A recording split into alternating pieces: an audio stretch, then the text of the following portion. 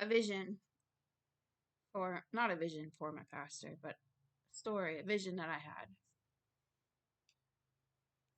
It was, I was in my car still, and I still had the cat in the car.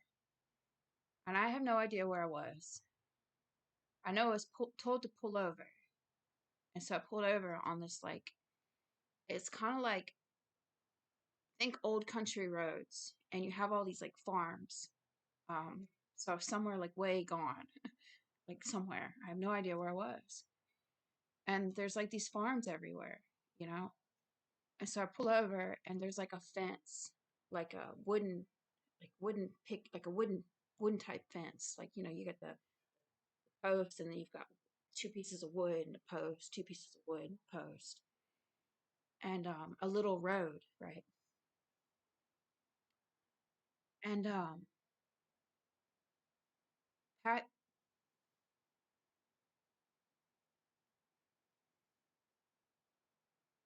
it was your replicated voice. It sounded just like you the whole time.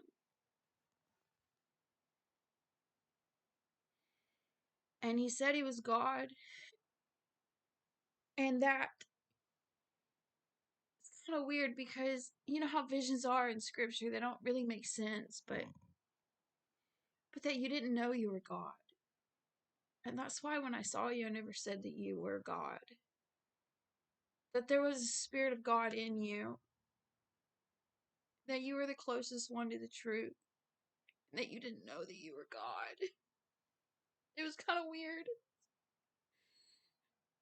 But I get out of the car because I'm told to get out of the car. And I walk up this little road, and it opens up to like a big field. And I can hear you, and you're saying, "Are you? What did you say? You said, are you ready for the ride of a lifetime?" And I'm like, "What? What?" And I'm dealing with this chip thing in my head. I'm dealing with this, and it's so confusing. And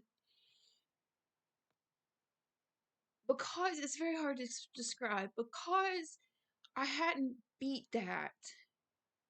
I hadn't like beat it, which I didn't know I was in a moment. It's like in the moment you don't even know that you're beating something. Like you don't know what you're doing. But I get to the field and I'm expecting you to like God to like just pick me up and like swoosh me like 1 second I'm gonna be standing on a field and then the next second I'm gonna be standing on property. That's what I'm expecting to happen. And that doesn't happen. But he says it's not time, it's not right. And so I go back to my car. He tells me to go back to my car. And I'm sitting in my car and he tells me to close my eyes.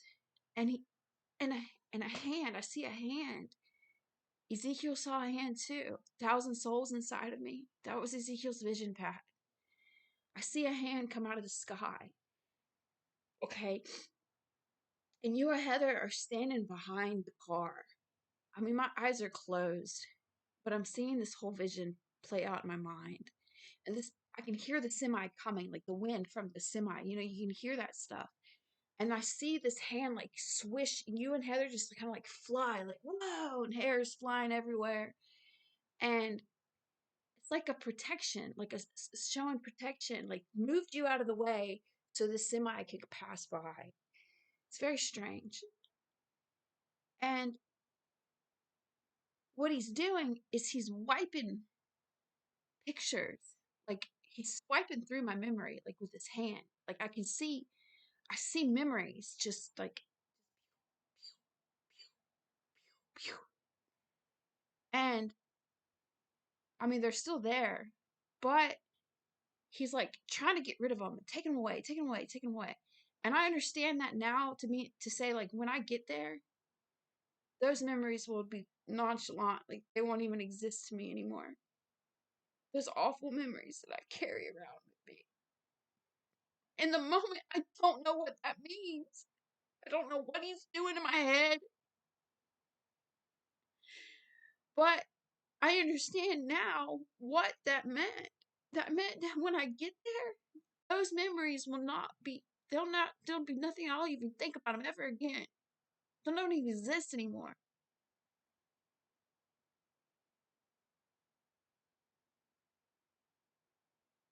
Who believes this stuff?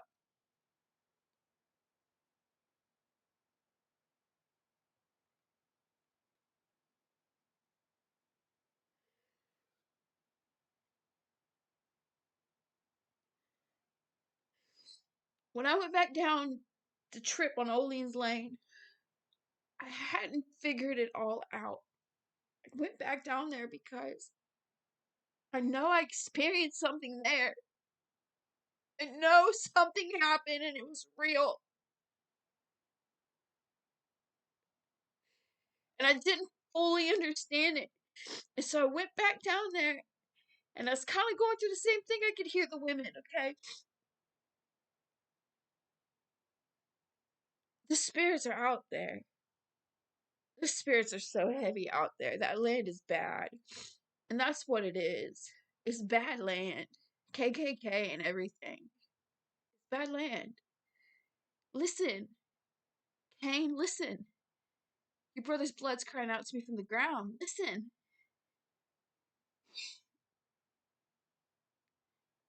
That's what it is. But I hadn't figured it all out. I hadn't figured everything out. And I know that it was real. You never convinced me it wasn't real. So many things just lined up. Just lined up. Like that was real. You cannot unsee that. I'm not stupid. Cannot unsee certain things. And so I kind of went back down there and I came back to you for help. And I was hoping that if I could prove something out there, people would listen to me for the schizophrenia and stuff. I was hoping for that.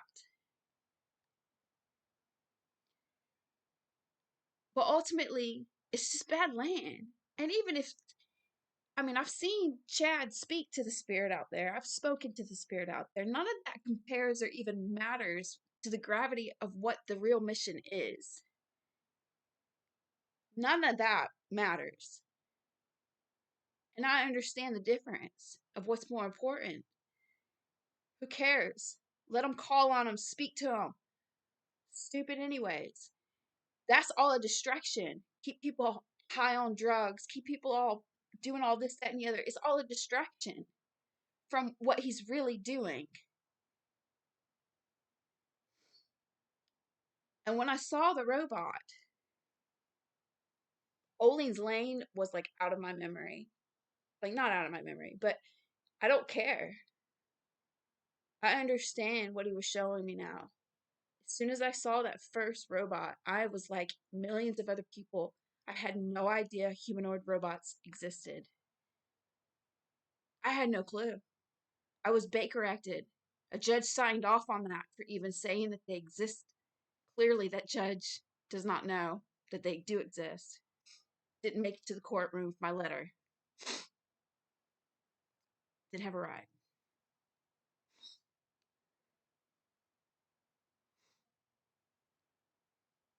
They do exist. I guess that's all I want to say.